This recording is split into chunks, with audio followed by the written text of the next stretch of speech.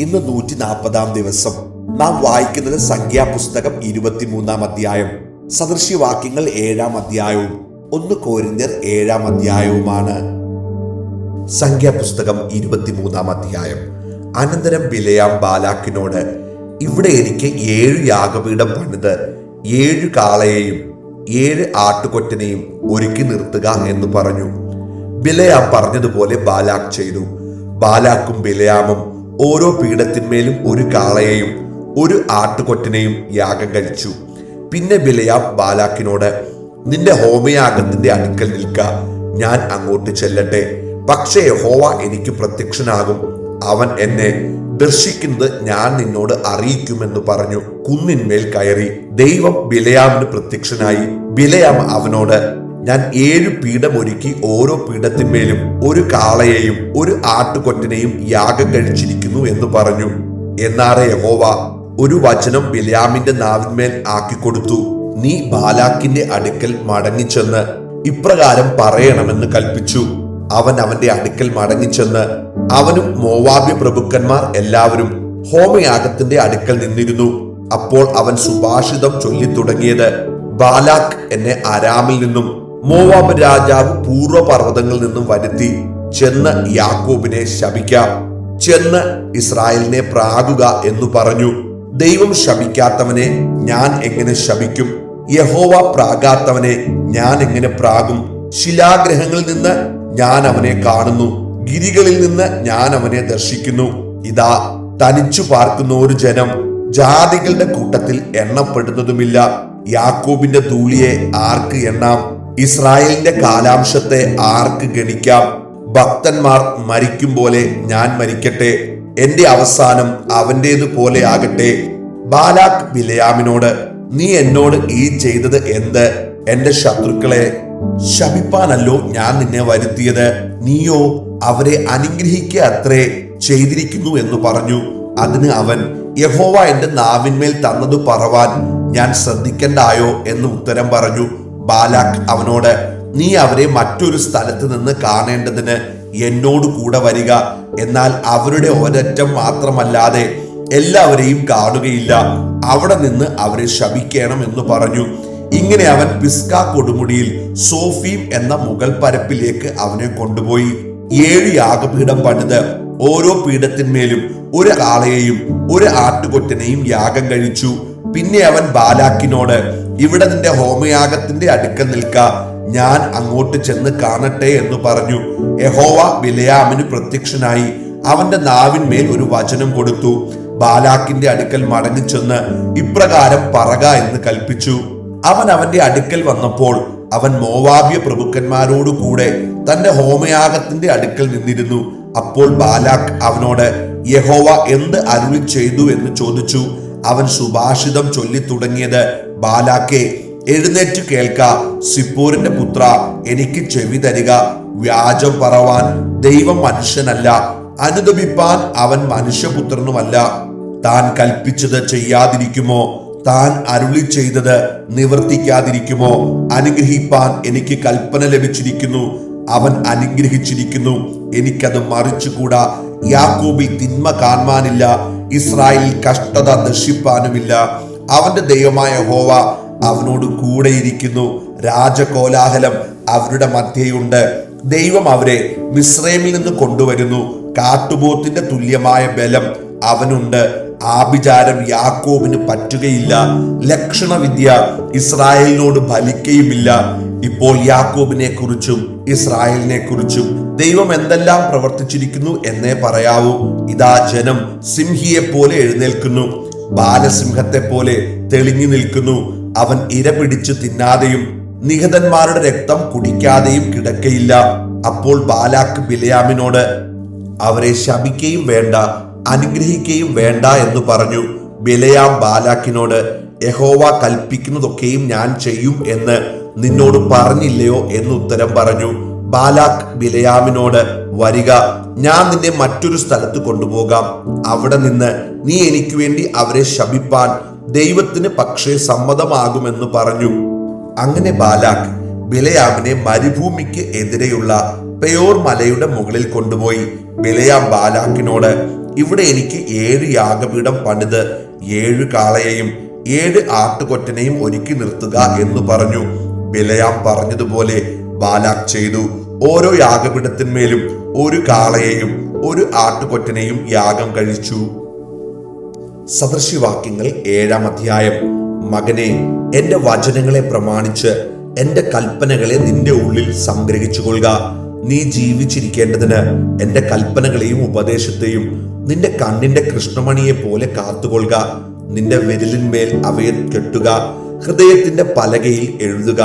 ജ്ഞാനത്തോട് നീ എന്റെ സഹോദരി എന്ന് പറയുക, വിവേകത്തിന് സഖി എന്ന് പേർ വിളിക്ക. അവ നിന്നെ പരസ്ത്രീയുടെ കയ്യിൽ നിന്നും ചക്കരവാക്ക് പറയുന്ന അന്യ സ്ത്രീയുടെ വശത്തു നിന്നും കാക്കും. ഞാൻ എന്റെ വീട്ടിന്റെ കിളിവാതിൽക്കൽ അഴിക്കിടയിൽ കൂടെ നോക്കിക്കൊണ്ടിരിക്കുമ്പോൾ ഭോഷന്മാരുടെ ഇടയിൽ ഒരുത്തനെ കണ്ടു. യൗവനക്കാരുടെ കൂട്ടത്തിൽ ബുദ്ധിഹീനനായൊരു യുവാവിനെ കണ്ടറിഞ്ഞു. അവൻ വൈകുന്നേരം സന്ധ്യാസമയത്ത് ഇരുട്ടും അന്ധകാരവുമുള്ള ഒരു രാത്രിയിൽ അവളുടെ വീട്ടിന്റെ കോണിനരികെ വീതിയിൽ കൂടെ കടന്നു. അവളുടെ വീട്ടിലേക്കുള്ള വഴിയെ നടന്നു ചെല്ലുന്നു.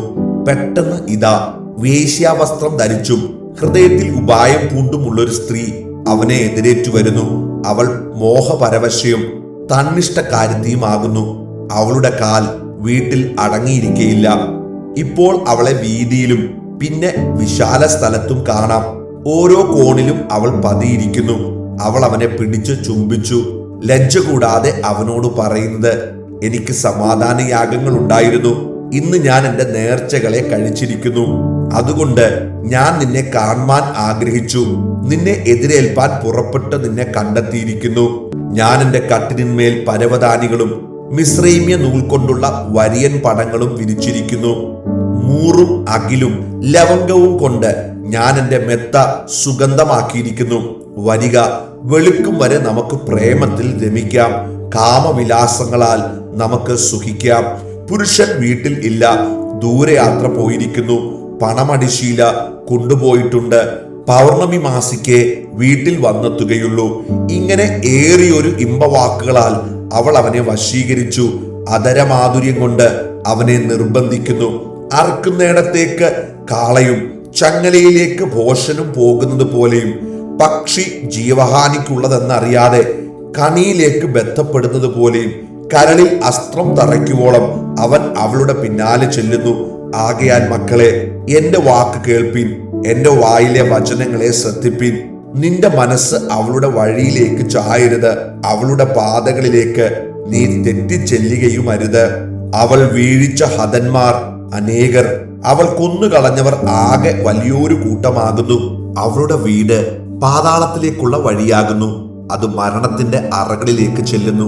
1 കൊരിന്ത്യർ 7-ാം അധ്യായം. നിങ്ങൾ എഴുതി അയച്ച സംഗതികളെ കുറിച്ച് എന്റെ അഭിപ്രായം എന്തെന്നാൽ, സ്ത്രീയെ തൊടാതിരിക്കുന്നത് മനുഷ്യന് നല്ലത്.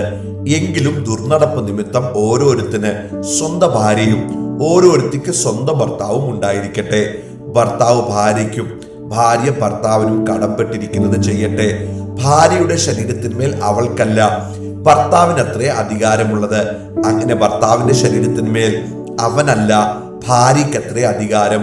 പ്രാർത്ഥനയ്ക്ക് അവസരമുണ്ടാവാൻ ഒരു സമയത്തേക്ക് പരസ്പര സമ്മതത്തോടെ അല്ലാതെ തമ്മിൽ വേറിട്ടിരിക്കരുത്. നിങ്ങളുടെ അജിതേന്ദ്രിയം നിമിത്തം സാത്താൻ നിങ്ങളെ പരീക്ഷിക്കാതിരിക്കുന്നതിന് വീണ്ടും ചേർന്നിരിപ്പീൻ. ഞാനിത് കൽപ്പനയായിട്ടല്ല, അനുവാദമായിട്ടത്രേ പറയുന്നത്. സകല മനുഷ്യരും എന്നെ പോലെ ആയിരിക്കണമെന്ന് ഞാൻ ഇച്ഛിക്കുന്നു.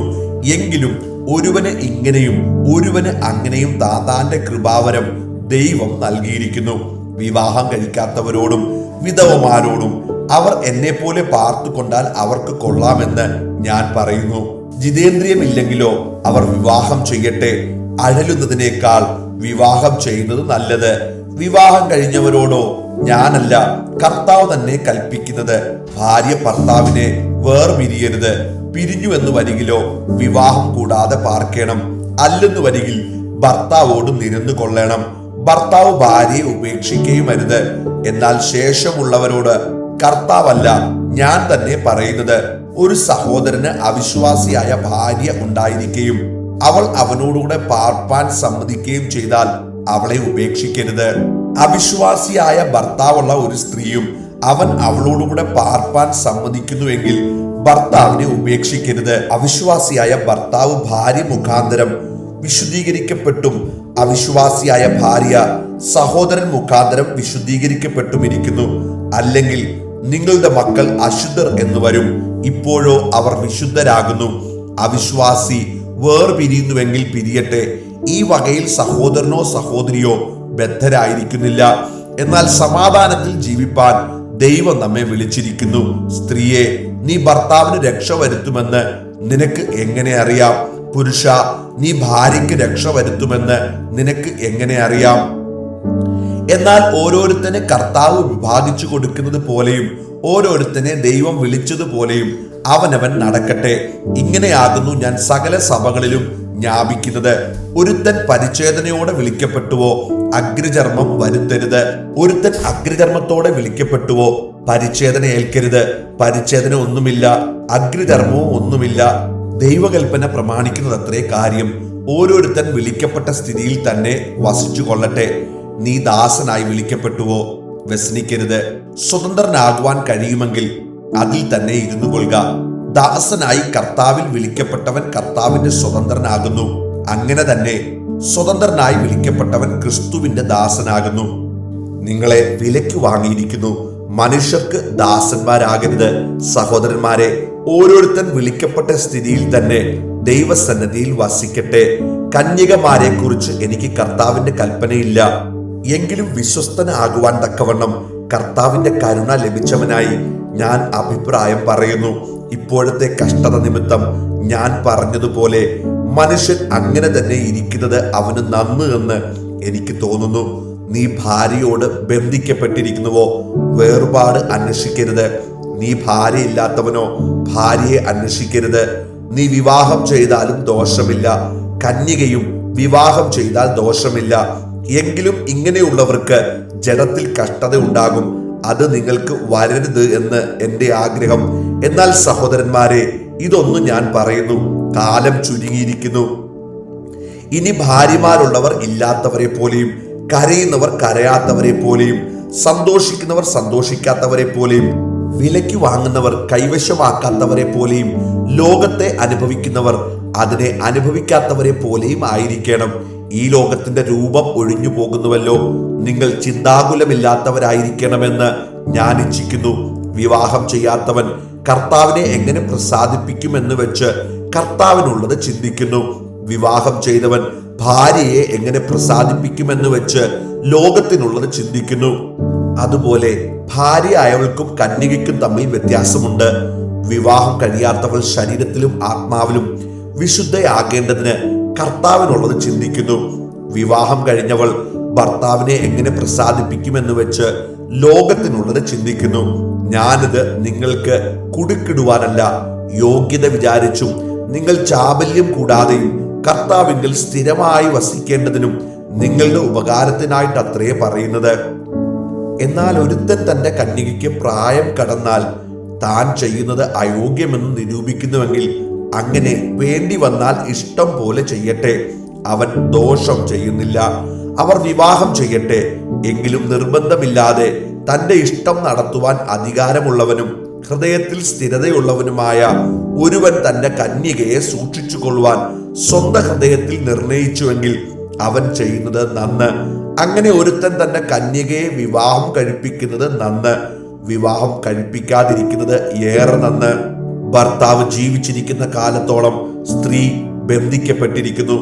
ഭർത്താവ് മരിച്ചുപോയാൽ തനിക്ക് മനസ്സുള്ളവനുമായി വിവാഹം കഴിയുവാൻ സ്വാതന്ത്ര്യമുണ്ട്. കർത്താവിൽ വിശ്വസിക്കുന്നവനുമായി മാത്രമേ ആകാവൂ. എന്നാൽ അവൾ അങ്ങനെ തന്നെ പാർത്തുകൊണ്ടാൽ ഭാഗ്യമേറിയവൾ എന്ന് എൻ്റെ അഭിപ്രായം ദൈവാത്മാവ് എനിക്കുമുണ്ട് എന്ന് തോന്നുന്നു.